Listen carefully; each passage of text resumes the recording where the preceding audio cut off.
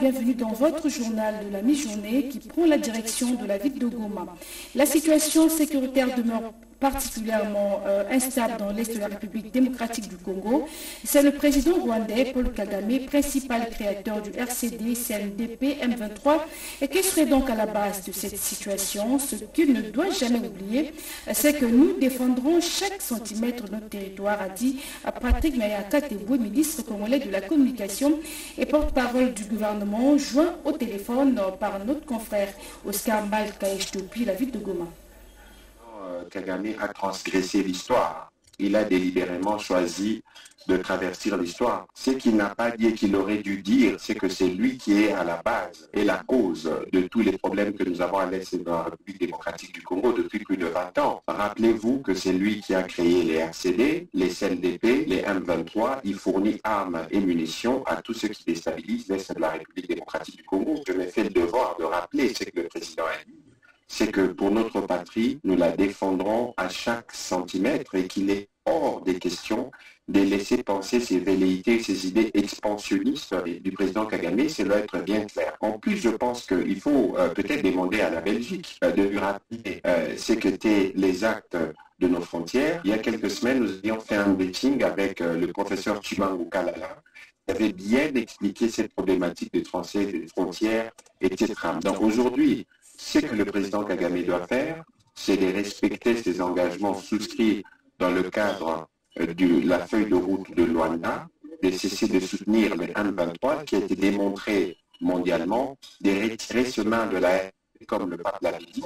Et c'est mieux de faire comme ça que de penser que par une forme de mégalomanie, on peut réussir à tromper toute une opinion pour penser pouvoir mettre la main sur quelques centimètres de terre de la République démocratique du Congo. Il faudra marcher sur toutes nos populations et sur tous nos soldats pour penser arriver à un dessein si cynique. Si le président Kagame a choisi délibérément de mal lire l'histoire, ce n'est pas de notre faute. Nous, le gouvernement, nous travaillons à ramener la paix à l'est de la RDC. C'est le travail quotidien que fait le président de la République. Vous vous souviendrez que le président de la République avait choisi la voie de la diplomatie et de la paix avec tous nos pays voisins, mais le président Kagame a démontré par son attitude que c'est lui qui veut voir la paix revenir dans la région de Grand Lac. Donc ceci dit, nous sommes dans le cadre du processus de Luanda en train de faire notre part.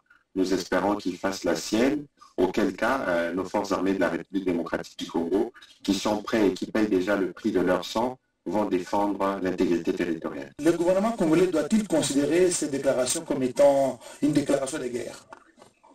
C'est une provocation de plus. Je pense que même lui, il ne croit pas à ce qu'il dit. C'est une provocation de plus et nous réagissons rapidement pour que notre opinion sache et que son opinion à lui sache que ce n'est pas de cette manière qu'il peut contribuer au retour.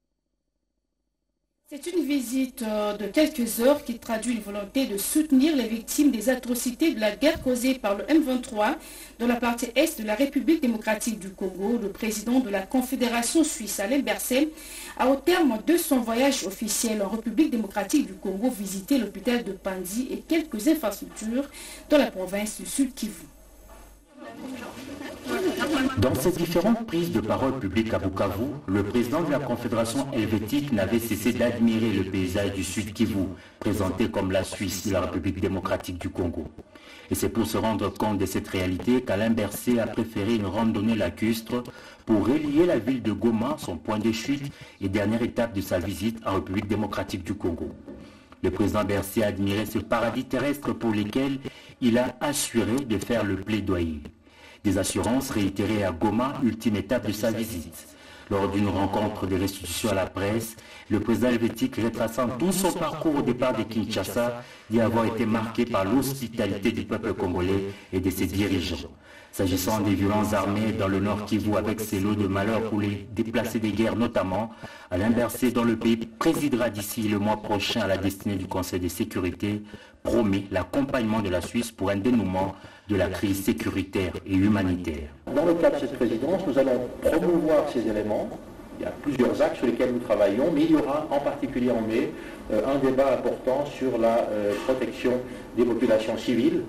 C'est une des raisons d'ailleurs de ma présence ici, pour voir le terrain et pour pouvoir aussi porter ces réflexions et porter les conclusions que nous pouvons tirer de ces visites dans ce débat. Je pense que la situation dans l'Est de la République démocratique du Congo, depuis maintenant bientôt 30 ans, cette situation d'instabilité, de conflits latents, de conflits déclarés, de choses qui changent tous les jours, est un problème essentiel pour la région, d'instabilité. Et puis, ça dure depuis assez longtemps et ça fait en sorte que ça n'est pas une crise dont on parle, j'allais dire malheureusement, assez souvent, assez régulièrement sur le plan international. Donc je pense que ce qu'on peut attendre, et c'est la raison de notre présence ici, c'est d'avoir dans le fond une voix pour la paix, pour la stabilité dans la région, qui peut s'exprimer, une voix qui vient d'en dehors du continent africain. Bien avant cette conférence de presse, le président Bercé s'était rendu à pied au quartier général de la MONUSCO Goma, à quelques encablures. Les échanges avec les responsables de la mission onusienne ont porté sur le travail que cette mission réalise en matière de protection des civils, en appui à la force de défense et de sécurité, aussi bien sur le plan de la protection des civils avec les dispositifs militaires de la MONUSCO. Il faut préciser que la Suisse est un partenaire important des Nations Unies. Autre temps fort de cette rencontre, c'est l'hommage aux victimes des casques bleus et celles de l'armée régulière tombées sous les atrocités des groupes rebelles. Le président helvétique a salué leur mémoire en déposant sa couronne de fleurs sur la stèle de la MONUSCO. Après 5 jours passés en RDC, Alain Bercé quitte le pays suffisamment renseigné de malheurs causés par le voisin rwandais à travers ses supplétifs du M23. À l'aéroport de Goma, le sourire était partagé de toutes les parties pour un séjour couronné de succès. Et c'était en présence des ministres congolais des droits humains et celui de la communication et médias. Ils sont tous policiers présumés kidnappeurs. À l'issue d'une audience foraine, Peter Kazadi, ministre de l'Intérieur, a martelé que ceux qui sont censés pratiquer la loi doivent être exemplaires. On en parle avec Alain Likaï. Il a tenu lui-même de rehausser de sa présence à l'audience foraine des présumés policiers kidnappeurs des civils au moyen des taxis communément appelés cash. Ces éléments de la PNC sont poursuivis par l'organe de la loi en procédure de flagrance pour l'extorsion des biens des personnes kidnappées et ayant placé son mandat sous la lutte contre l'insécurité et le rétablissement de l'autorité de l'État. Le patron de la sécurité nationale, Maître Peter Kazadi Kankonde, a appuyé cette démarche en déclarant que ceux qui sont censés respecter la loi doivent être exemplaires. Ceci rentre dans la nouvelle politique que je vais imprimer d'abord au sein de la police avant de nous occuper de tous ceux qui commettent des actes de vandalisme communément appelés des Koluna. Il faut que la police soit d'abord disciplinée, respectueuse des lois de la République avant de pouvoir sanctionner nos compatriotes en civil qui marchent en marge de la loi. Dans un autre décor, le vice-premier ministre, ministre de l'Intérieur et de la Sécurité, a reçu dans son bureau de travail une délégation de députés provinciaux de la RDC venus lui présenter les civilités. À cet effet, ces élus du peuple ont demandé à leurs anciens collègues de plaider pour eux au niveau du gouvernement central pour l'amélioration de leurs conditions de travail. La ville de Kinshasa, capitale de la République démocratique du Congo et ville hôte des 9e Jeux de la francophonie qui vont avoir lieu à la fin du mois de juillet et au début du mois d'août 2023. Pour ce faire, une délégation de la francophonie a échangé avec le vice-premier ministre, ministre des Affaires étrangères sur l'évolution de l'organisation de cet événement. Doris Monzo pour le reportage.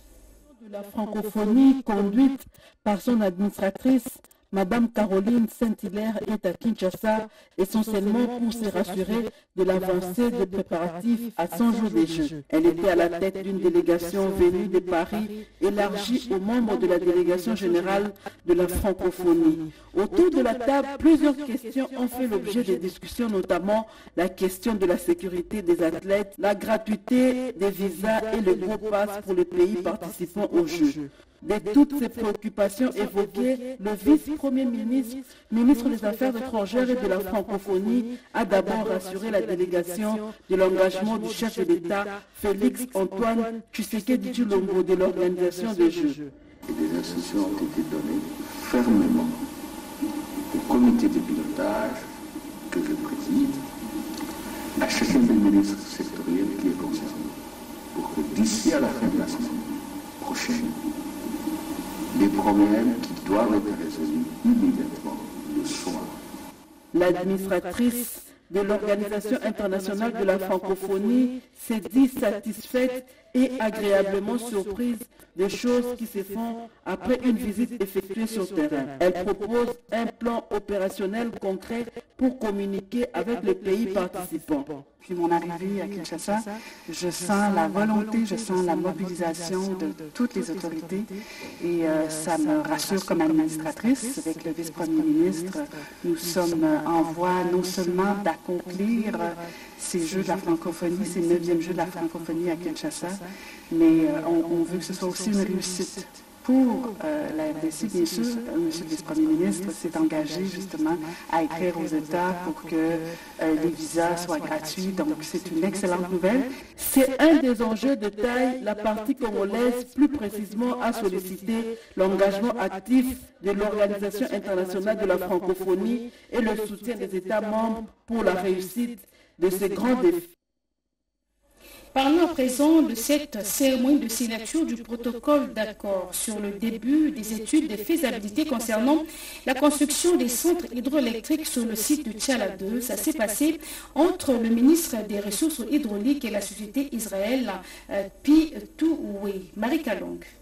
Les populations de Mbujimaï et de Kananga vont dans les tout prochains jours voir l'électricité et de l'eau potable couler dans les robinets. La société israélienne P2W qui va exécuter les travaux vient de signer un protocole d'accord avec le ministre des Ressources hydrauliques et électricité, Olivier Mwenze-Moukaleng. Il s'agit des protocoles d'accord en rapport avec l'eau et l'électricité en vue de réaliser les études de faisabilité. Et ce, avant d'accorder la concession pour la construction de la centrale hydroélectrique sur le site de Tchala 2 à Mbujimaï. Un motif de satisfaction pour cet investisseur israélien qui n'a fait que répondre à l'appel du chef de l'État Félix-Antoine Tshisekedi Tshilombo depuis son passage à Jérusalem en 2021. Nous avons pu réaliser les désirs du président de la République qui avait clairement dit que le projet d'eau est une priorité pour la RDC. Et nous commençons par Mbujimaï Kananga pour que la population puisse avoir de l'eau potable. Nous avons aussi quelque chose de plus pour la population de Mbujimaï et de Kananga. J'espère qu'ils auront la chance de nous voir à travers ces médias. Non seulement nous allons produire de l'eau potable, mais nous allons aussi produire de l'électricité. Ce projet de construction de la centrale hydroélectrique sur le site de Tchala 2 va contribuer à la relance de l'économie de la province. Des formateurs techniciens du ministère de Pêche et Élevage a été mis en place dans les provinces du Kasaï, Kasaï central et Kulou. C'était au cours de 4 jours de formation des formateurs en élevage organisés par l'Organisation des Nations Unies pour l'alimentation et l'agriculture dans la ville de Tikapa. Les explications avec Franquet et Pierre Calombo. Par la FAO dans le cadre du projet multisectoriel de nutrition et de santé en République démocratique du Congo, cet atelier de formation a réuni une vingtaine d'agents étatiques en charge de santé et production animale de 3 provinces, notamment le Kasaï, Kasaï central et Kwilu. Donatien Goy, chef de bureau FAO Kasaï, explique le pourquoi de ces assises. Il est attendu que les capacités du personnel en charge de santé et de production animale soient renforcées en meilleure technologie de conduite d'élevage, adaptée au contexte local et familial pour toutes les espèces, surtout à cycle court. Au cours de cette formation facilitée par un consultant international, Dr Michel Babadile, les participants ont appris une approche pratique de la maison du paysan sur laquelle il a travaillé depuis 1993, dont le concept a été validé par l'Institut national de recherche agricole de Bénin en 2012.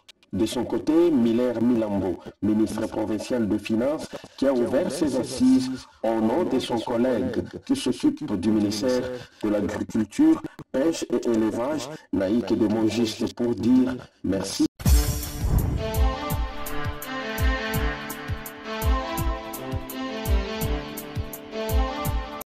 Amjambo wa ndugu wapenzi, ninawasalimu nyinyi wote kwa furaha na upendo.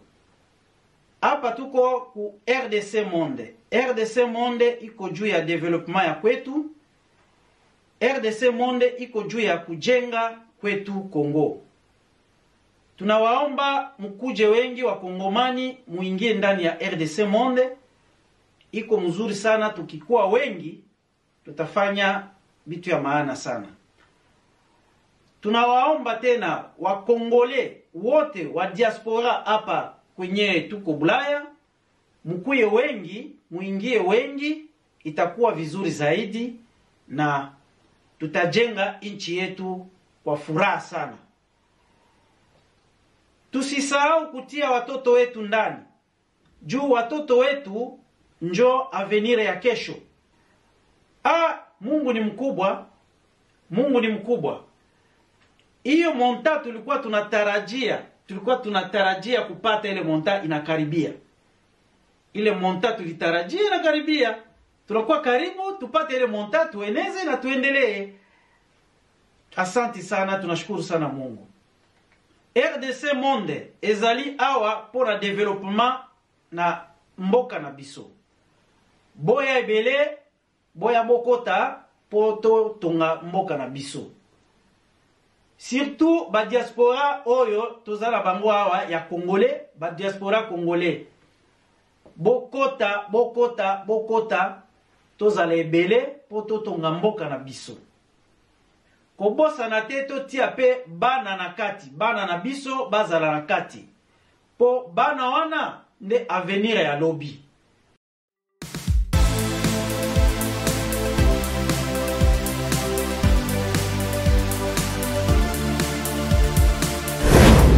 C'est Jean-Paul Toumba-Kanida. Je suis là aujourd'hui, comme vous le savez, comme d'habitude, la transparence, la RDC Monde, vous présenter le bilan de 2022. Nous sommes presque au bout de nos efforts. On va atteindre notre objectif de 100 000 en Suisse. On est aujourd'hui à 74 500 et quelques, donc plus de 74 000. Là que je vous parle, je pense qu'on a déjà atteint 75 000 dans le compte. Ici, je vous montre ce qu'on a fait comme capture du dernier bilan dans le compte. Et vous allez voir que chaque année, depuis 2018, nous montons presque avec une moyenne de 15 000. Alors, on a 75 000. Pourquoi ne pas atteindre les 100 000 cette année? Invitez vos frères ou bien doublons notre mise. Tous les frères et sœurs de RDC Monde, à qui j'ai dit merci infiniment pour votre confiance. Alors, RDC Monde, toujours avant, bientôt on va atteindre notre barre de 100 000. Notre objectif n'est pas impossible pour cette année. Allez, dans vos poches, RDC Monde, Tokolonga.